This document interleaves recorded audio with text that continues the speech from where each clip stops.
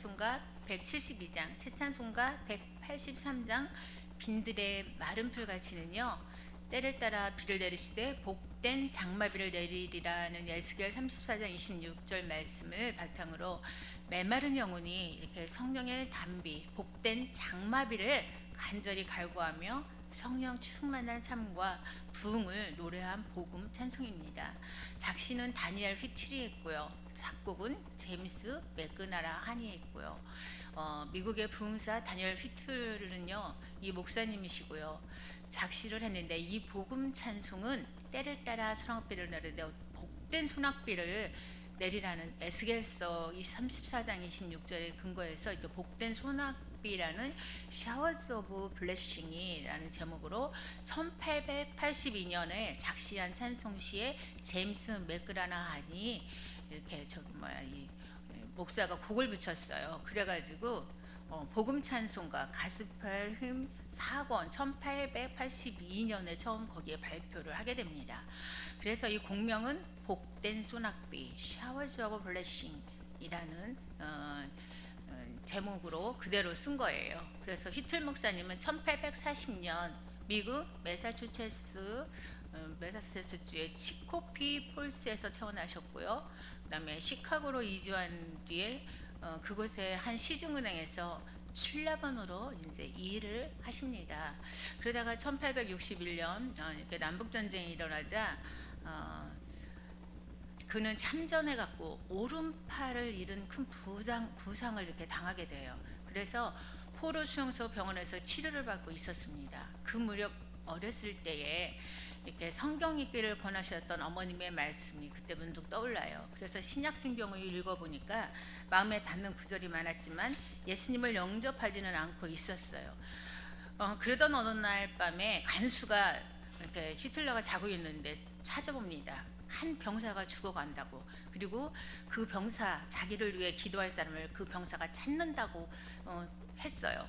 그래서 히틀러는 자기는 그럴 사람이 못 된다, 남을 위해 이렇게 기도할 사람이 못 된다고 거절을 합니다. 그렇지만 그 간수가 얼마나 간곡하게 부탁을 했는지 뭐라고 했냐면, 당신은 크리스찬이 분명합니다. 나는 당신이 열심히 성경 읽는 것을 보았습니다 하면서 막 이렇게 계속 이렇게 설득합니다.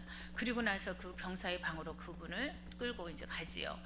그는 회고를 이렇게 했어요. 나는 병사의 손을 잡고 무릎을 꿇었다.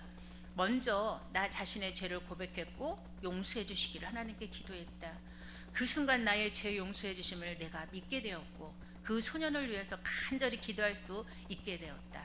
그래서 두려움에 울부짖던 그 소년은 죽음을 앞이니까 얼마나 두렵겠어요. 죽음이 다가오니까 하나님의 구원을 믿게 해주소서라고 이 소년한테 기도를 하자 그 순간 조용해지더니 아멘 하였다고 합니다.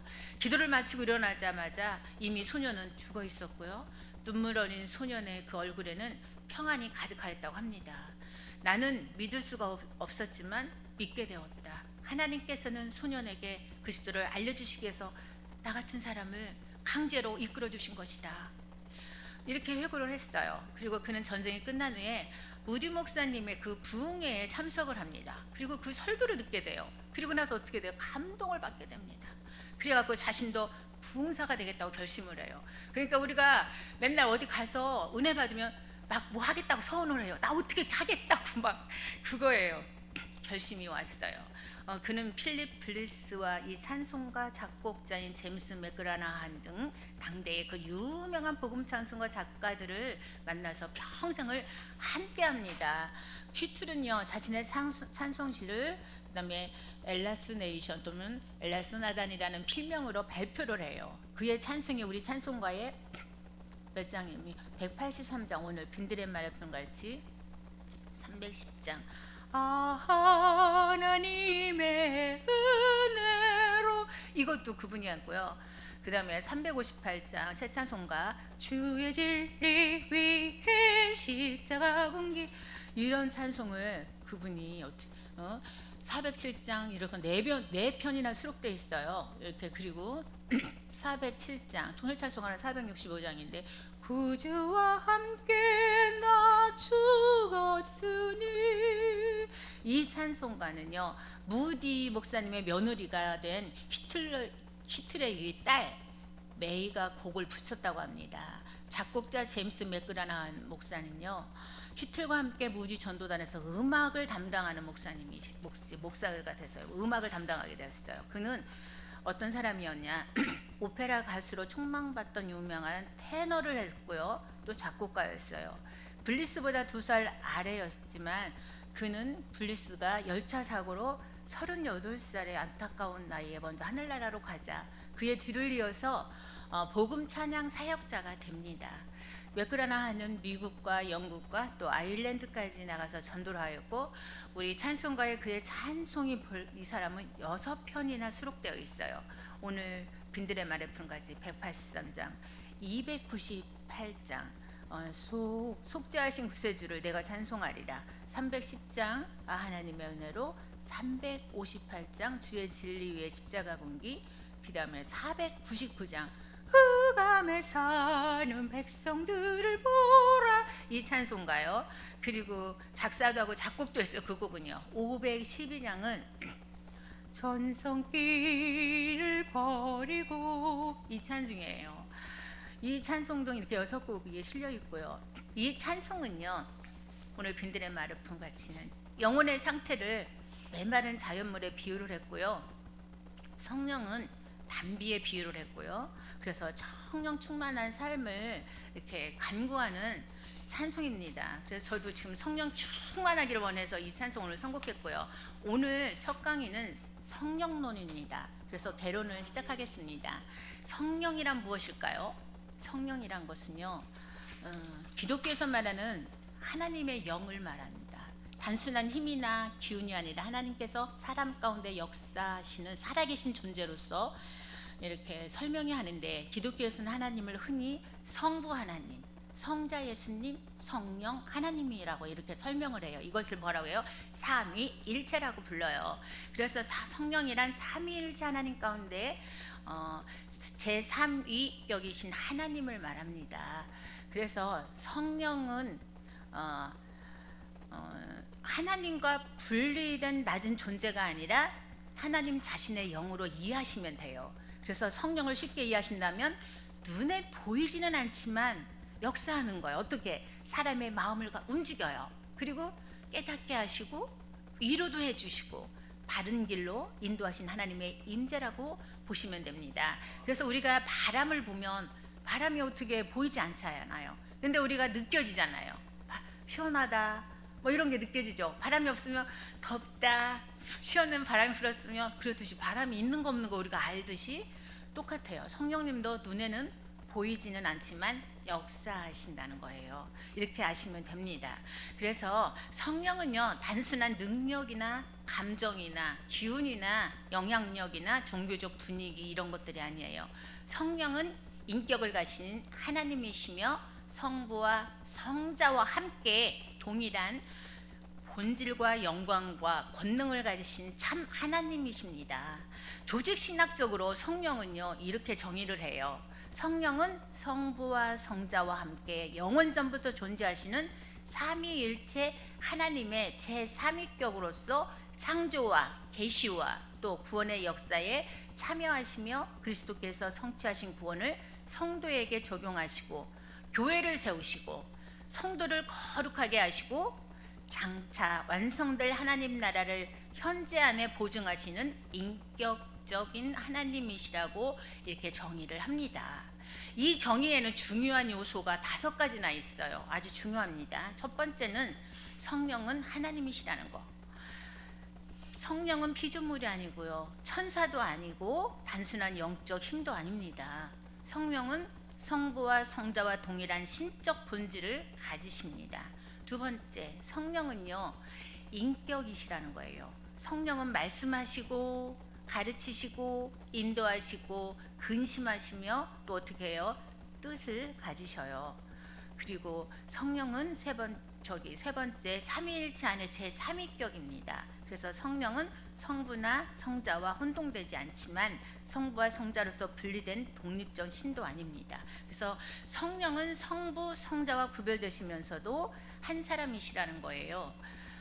네 번째, 성령은 구원의 적용자이십니다. 성부께서 구원을 계획하시고 성자께서 십자가와 부활로 구원을 성취하셨다면 성령께서는 그 구원을 성도 안에 실제로 적용하신다는 거예요. 다섯 번째는 성령은 교회와 성도의 삶을 새롭게 하시는 분이십니다. 성령은 교회를 세우시고 말씀을 깨닫게 하시고 또 성도를 거룩하게 하시고 은사를 주시며 하나님 나라의 소망 가운데 우리들을 살게 하신다는 거예요. 그래서 오늘 강의 목적은 성령을 단순히 능력 또는 은사나 또 체험의 차원에서만 이해하는 것이 아니라요, 삼위일체 하나님 안에서 성령이 누구이신가, 그리고 구원론과 교회론과 종말론 안에서의 성령의 사역이 어떻게 이해되는가를 조직 신학적으로 살펴보려고 합니다. 그래서 성령론은요, 기독교 신학의 부속 주제가 아니라는 거예요. 성령론은 삼위일체론, 기독론, 구원론, 교회론, 종말론 전체를 관통하는 핵심 교리라는 것입니다. 그래서 성령을 바르게 이해하지 못하시면요, 하나님을 이해하기가 힘들어요. 그리고 그리스도의 구원 사역도 부분적으로만 이해하게 될 수 있고 교회의 본질과 성도의 삶 또한 왜곡될 수가 있다는 거예요. 그래서 성령론의 위치는 아주 중요한데, 조직 신학적으로 보면 조직 신학은요, 일반적으로 이런 순서로 배우죠. 조직 신학 처음 배우면 계시론을 배워요. 두 번째 신론, 세 번째 인간론, 네 번째 기독론, 다섯 번째 구원론, 여섯 번째 교회론, 일곱 번째 종말론, 이렇게 배우는데요. 성령론은 이 중 어느 한 부분에, 일곱 가지 한 부분만 속한다 그러진 않아요. 왜요?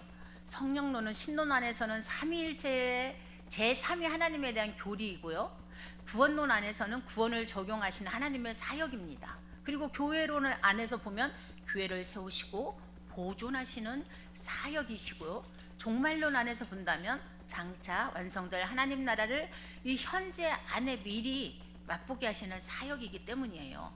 그래서 성령론은 조직신학 전체의 연결고리라고 이해하시면 됩니다.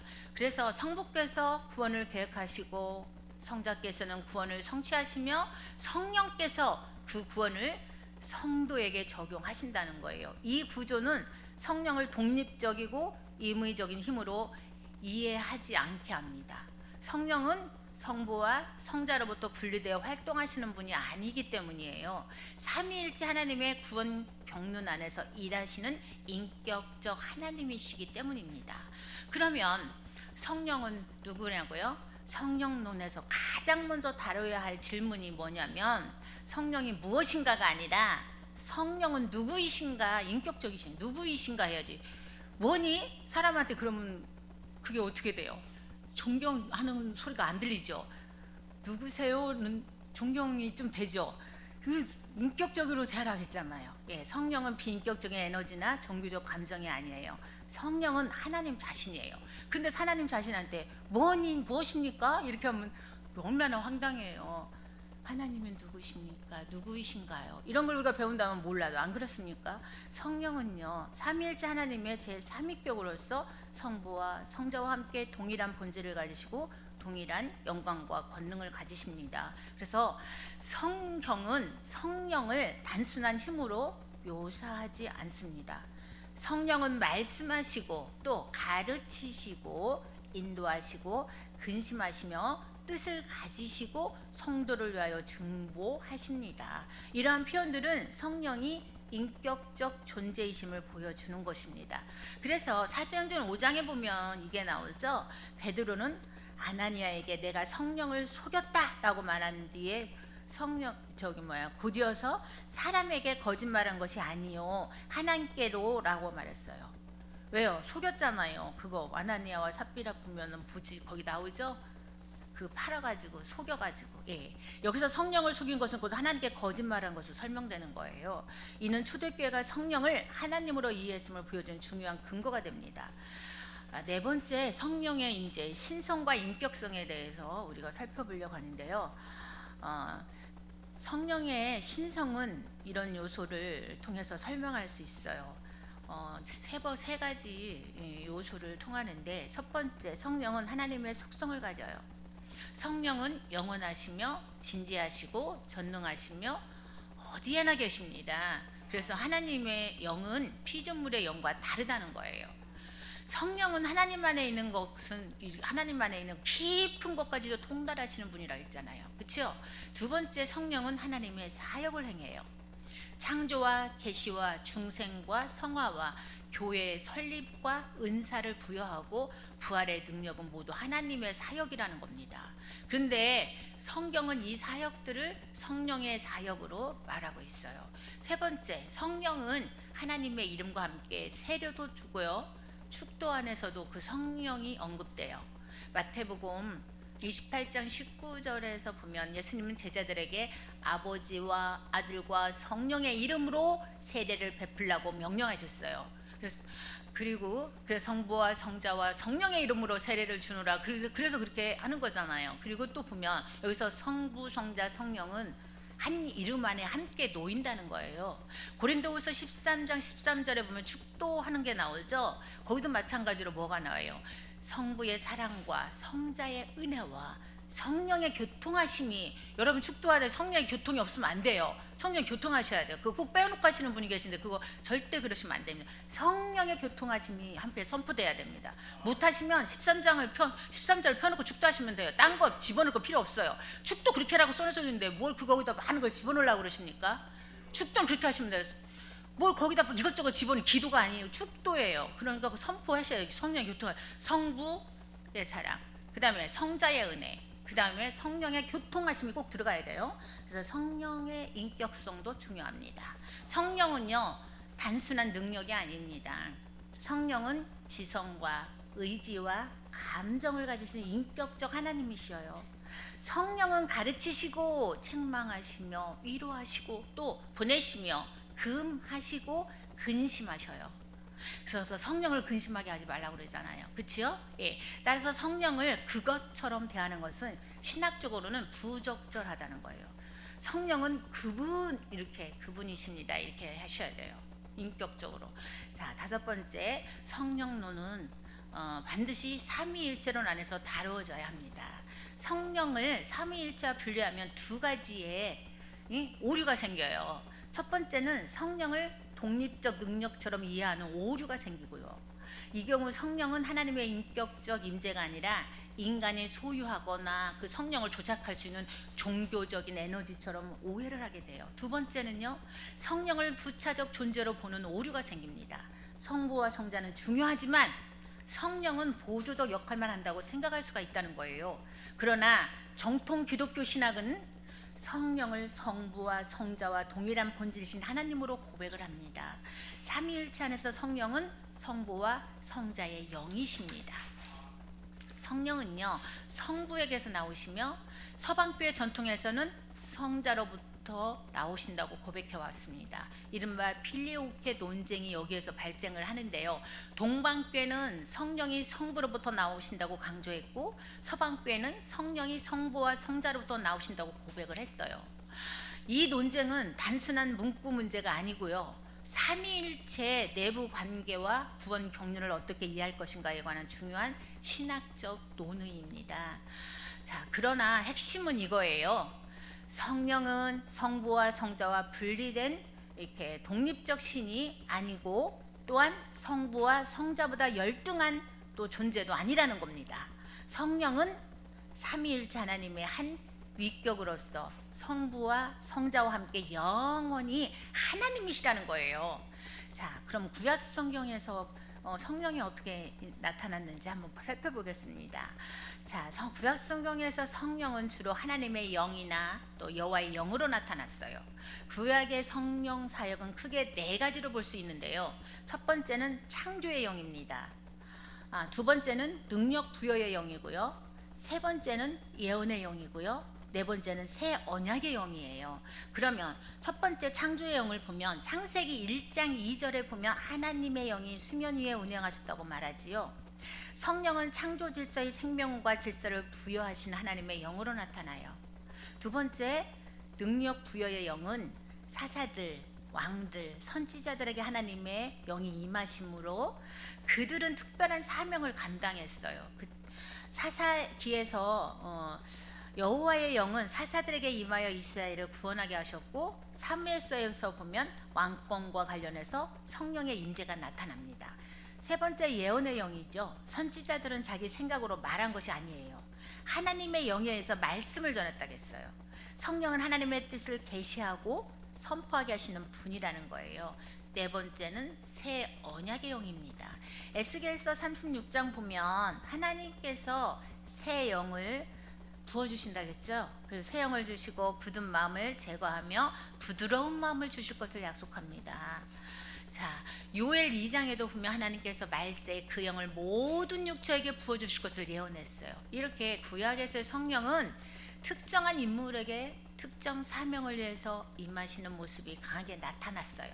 그러나 예언서로 갈수록 성령의 보편적으로 부어주심과 내적인 변화와 새 언약 공동체 형성이 강조가 됩니다. 그러면 신약 성경으로 넘어와서 신약 성경에서는 성령이 어떻게 나타났을까를 살펴볼게요. 신약 성경에서 성령론은 예수 그리스도의 사역과 긴밀히 연결이 됩니다. 예수님의 탄생은 어떻게 됐어요? 예수님이 이 땅에 오실 때 성령으로 잉태됐잖아요. 그치요? 예. 그래서 예수님의 탄생은 성령으로 말미암은 사건이에요. 예수님은 성령으로 잉태되셨고 세례 때 어떻게 됐어요? 성령이 비둘기같이 임했다고 했어요. 그리고 성령의 능력으로 광야의 시험을 이기셨고요. 성령 안에서 하나님 나라를 선포하셨습니다.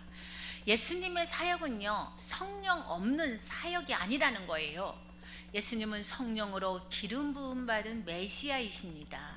누가복음 4장에 보면 예수님은 이사야서를 인용하시면서 주의 성령이 내게 임하셨다고 선포하십니다. 이것은 예수님의 메시아적 사역이 성령의 기름 부음과 함께 진행됨을 우리한테 보여주는 사건입니다. 요한복음에서는요, 성령이 보혜사로 또 소개되지요.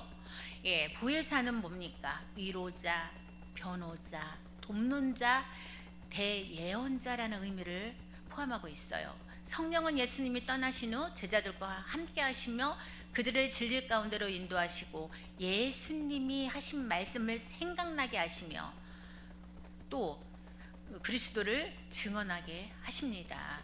사도행전에 보면 성령 강림 사건이 중심이 되지요. 예, 그래서 오순절 성령 강림은 단순한 개인 체험이 아니고요, 새 언약 공동체인 교회의 탄생, 교회가 탄생된 사건이 거기서 시작된 거예요. 성령은 복음이 예루살렘에서 유대와 사마리아와 땅끝까지 이렇게 확장하게 하시는 선교의 영이십니다. 그래서 바울 서신에서 성령은 구원의 적용자이셔요. 성령은 중생하게 하시고 믿음을 일으키시며 또 성도를 그리스도와 연합시키시고 양자의 영으로 하나님을 아버지라 부르게 하시며 성화를 이루시고 부활의 보증이 되십니다. 하나님을 아버지라고 부르니까 우리 얼마나 좋아요. 우리는 자녀잖아요. 예. 그 다음에 성령론은요, 기독론과 분리될 수가 없어요. 성령은 그리스도와 경쟁하지 않으셔요. 성령의 사역은 언제나 그리스도를 증언하고 그리스도께로 인도하고 또 그리스도의 구원을 성도에게 적용하는 방향을 가집니다. 요한복음 16장에서 보면 예수님은 성령이 오시면 그가 나를 영화롭게 하리라 라고 말씀하셨어요. 이것은 성령의 중심사역이 그리스도를 드러내는 것임을 보여주는 것입니다. 그래서 따라서 보면 성령 충만을 말하면서 그리스도의 십자가와 부활, 복음의 중심성이 약화된다면 그것은 성경적인 성령론에서 벗어날 위험이 있습니다. 참된 성령의 역사는 언제나 그리스도가 중심적이어야 됩니다. 성령은요, 그리스도께서 성취하신 구원을 우리에게 실제적으로 적용하셔요. 그리스도께서 십자가에서 이루신 객관적 구원이 성령을 통해서 성도 안에 주관적으로 적용이 된다는 거예요. 이것이 구원론에서 성령의 핵심적인 위치입니다. 그러면 구원론에서 성령은요, 구원의 적용자라는 거예요. 성부께서 선택하시고 성자께서 구속을 성취하시고 성령께서 그 구속을 성도에게 적용하십니다. 그래서 성령의 구원 사역은 이렇게 정리할 수 있어요. 한 6가지 한번 보겠습니다. 중생이고요. 회심과 두 번째 믿음, 세 번째는 칭의와 성령, 네 번째 양자됨, 다섯 번째 성화, 여섯 번째 견인과 영화입니다. 그러면 첫 번째 중생을 볼까요? 중생은 성령께서 죄로 죽은 인간을 새 생명으로 살리시는 사건인 거예요. 인간은 스스로 하나님께 나아갈 능력이 없잖아요. 그렇죠? 성령께서 마음을 새롭게 하시고 영적 생명을 주실 때 인간은 하나님께 반응할 수 있어요. 중생은 단순한 도덕적인 결심만 하는 게 아닙니다. 중생은 존재론적인 변화 사건이에요. 죽음에서 생명으로 옮겨지는 사건이잖아요. 두 번째 회심과 믿음이에요. 성령은 죄인을 책망하시고 회개하게 하시고요, 그리스도를 믿게 하십니다. 믿음은 인간의 행위지만 그 동시에 성령의 은혜로 가능해지는 응답인 거예요. 그 다음에 칭의는 뭘까요? 칭의는 법적인 선언입니다. 법정적인 이 선언은 하나님께서 그리스도를 이렇게 믿는 자를 의롭다고 이렇게 선언하시는 사건을 말하는 거예요. 그래서 성령은 이 칭의의 은혜를 성도에게 깨닫게 하시고 확신하게 해주시는 거예요. 양자됨은 성령은 성도를 하나님의 자녀로 확신하게 하시는 겁니다. 바울은 성령을 양자의 영이라고 불렀어요. 성령 안에서 성도는 하나님을 두려움의 대상으로만 보지 않고요, 아버지로 부르게 됩니다. 성화는 어떤 건가요? 성화는 성령의 지속적인 사역입니다. 성도는 단번에 완전해지는 것이 아니고 성령 안에서 점진적으로 그리스도의 형상을 닮아갑니다. 사람이 한 번에 확 변하면 얼마나 좋겠어요. 사람 막 고쳐서 못 쓴다는 말도 어떻게 그래서 나온 거 아니겠어요? 안 변하니까. 근데 성령을 받으면 성령 안에서 점진적으로 그리스도의 삶으로 형상을 닮아간다는 거예요. 그게 항상 믿음이 성령 충만해지면 변합니다. 성령 충만해야 돼요. 성령을 항상 우리는 아침마다 일어나면 한번 성령 충만해서 끝까지 가진 않아요. 성령 충만한 삶을 살게 해달라고 기도해야 돼요.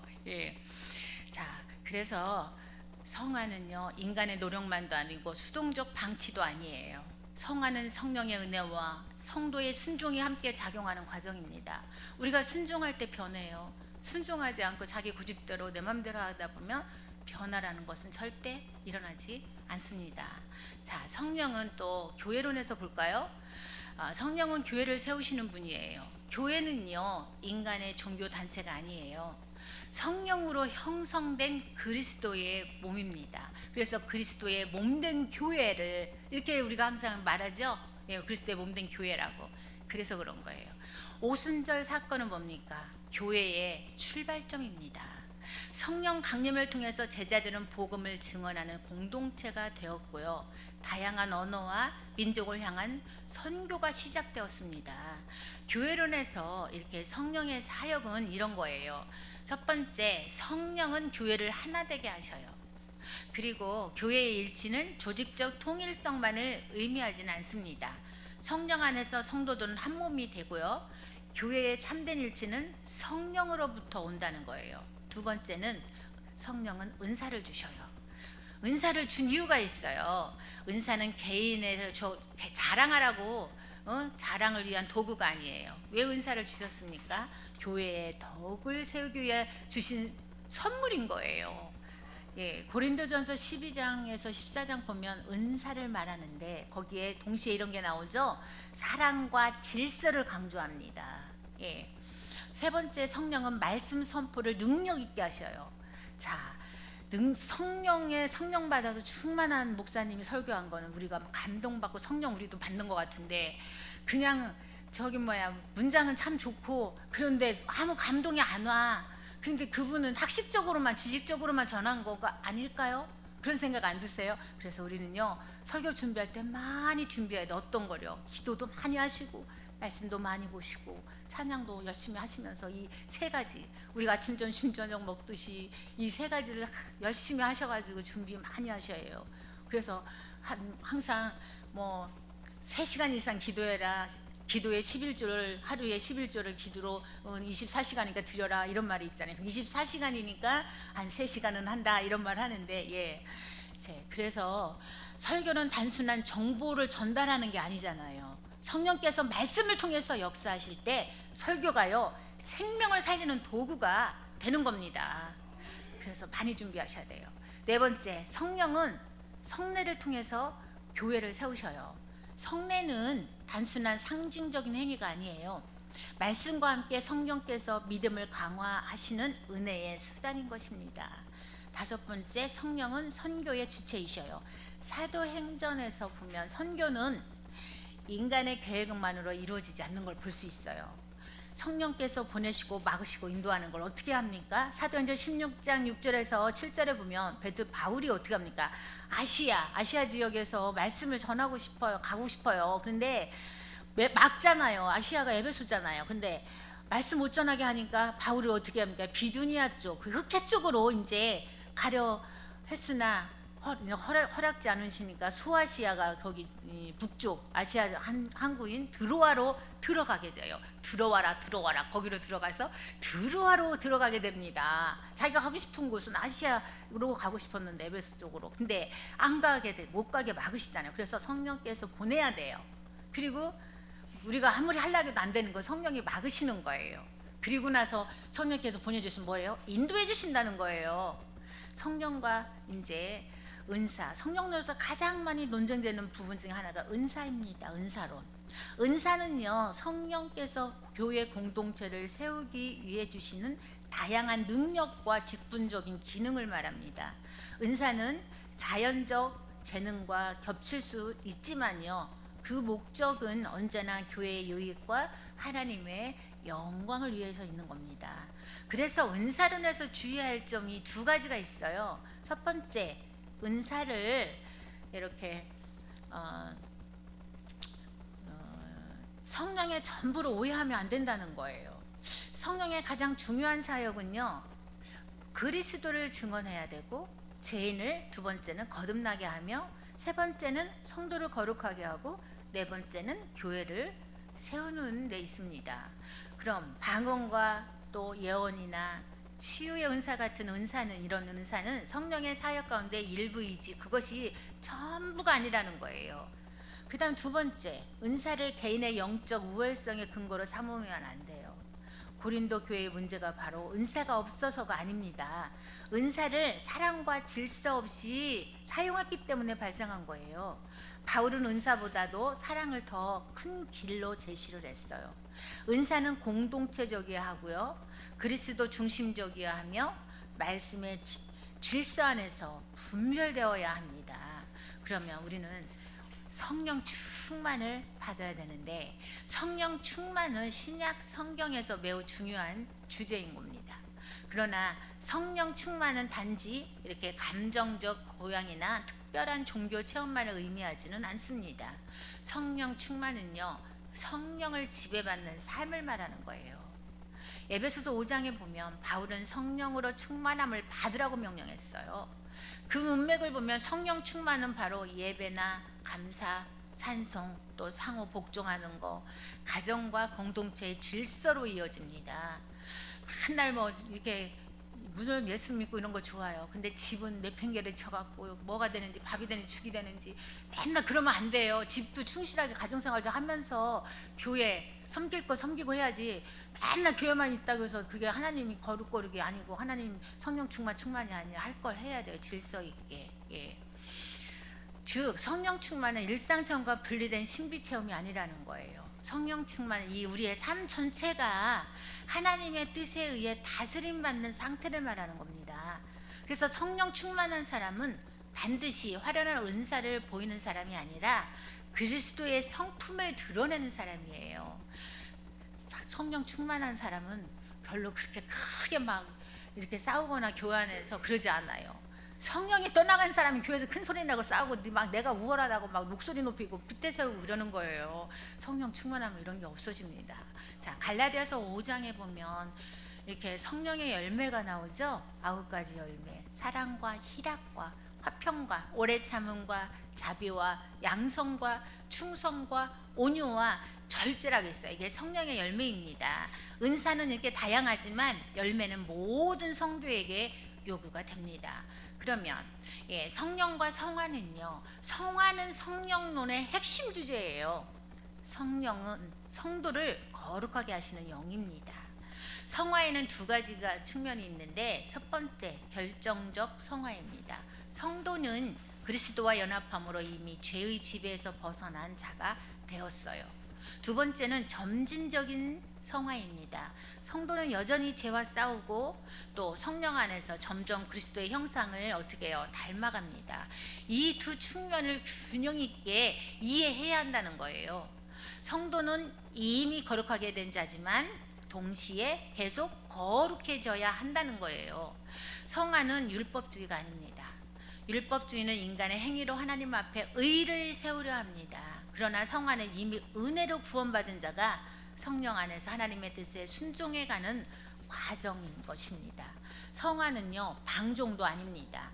은혜를 받았기 때문에 아무렇게나 살아도 된다는 생각은요 성령의 사역을 오해한 것입니다. 성령은 자유를 일단은 주어요. 자유는 주시지만 그 자유는 죄를 지르라고 주는 자유가 아니고요. 하나님을 사랑하고 또한 이웃을 섬기는 자유를 말하는 거예요. 자, 성령은 종말론적 영입니다. 성령은 장차 완성될 하나님 나라를 현재 안에 미리 맛보게 한 거예요. 그래서 바울은 성령을 보증이라고 말했어요. 보증은 어떤 거예요? 장차 완전히 받을 유업의 선치인 거예요.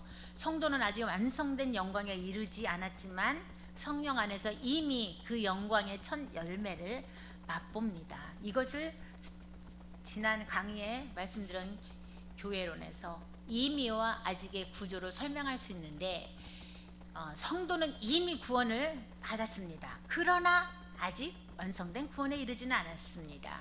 성도는 그리고 이미 하나님의 자녀입니다. 그러나 아직 부활의 몸을 입지는 않았습니다. 이렇듯 성령은요 이 긴장 속에서 성도를 붙드시는 분이에요. 성령은 그래서 현재의 고난 가운데서도 장차 올 영광을 바라보게 하십니다. 성령론을 공부할 때 피해야 할 오류들이 있어요. 그게 5가지인데 중요하니까 잘 들어보시기 바랍니다. 첫 번째, 성령의 비인격화입니다. 성령을 능력, 기운, 에너지처럼만 이해하면 안 된다는 거예요. 이것은 성령의 인격성과 신성을 약화하기 때문입니다. 두 번째는 성령의 주변화예요. 성령을 신학적 주변 주제로 밀어내는 것인데요. 성령론이 약하면 신앙은 지적 교리나 윤리 체계로만 축소될 수 있어요. 세 번째는 체험주의입니다. 성령을 특정 체험과 동일시하는 것입니다. 체험은 중요해요. 그런데 체험이 말씀과 교리 위에 서면 위험하다는 거예요. 체험이 밑에라는 거예요. 말씀이 위에라는 거예요. 교리가 위에라는 거예요. 그다음 은사주의적 과잉이에요. 은사를 성령의 체험 증거로만 본다면 성령의 열매와 성화와 말씀 순종을 약화시킬 수 있습니다. 그리고 5번째 반은사주의적 경직성인데요. 성령의 현재적 역사와 능력을 지나치게 재현하는 태도예요. 그래서 성령은 오늘 또 교회를 세우시고 성도들을 위로하시고 복음 사역을 능력 있게 하십니다. 건강한 성령론은요 말씀 중심이고요, 그리스도 중심이어야 되고 교회 중심이고요, 성화 중심이고 삼위일체 중심이어야 합니다. 그래서 성령론의 핵심은 이거예요. 성령은 하나님이시고 성령은 인격이시며 성령은 그리스도를 증언하신다는 겁니다. 그리고 성령은 구원을 적용하시고 교회를 세우시며 성도를 거룩하게 하시며 성령은 장차 올 하나님 나라의 보증이라는 겁니다. 그래서 성령론은 단지 뜨거운 체험을 설명하는 교리가 아니에요. 불러서 막 그게 아니에요. 충만 그거를 설명하는 교리가 아니에요. 성령론은요 하나님께서 어떻게 우리 안에 임하셔서 우리를 그리스도와 연합시키며 우리로 인해 교회를 세우시고 세상 가운데 하나님 나라를 증언하게 하시는지 설명하는 교리라는 것입니다.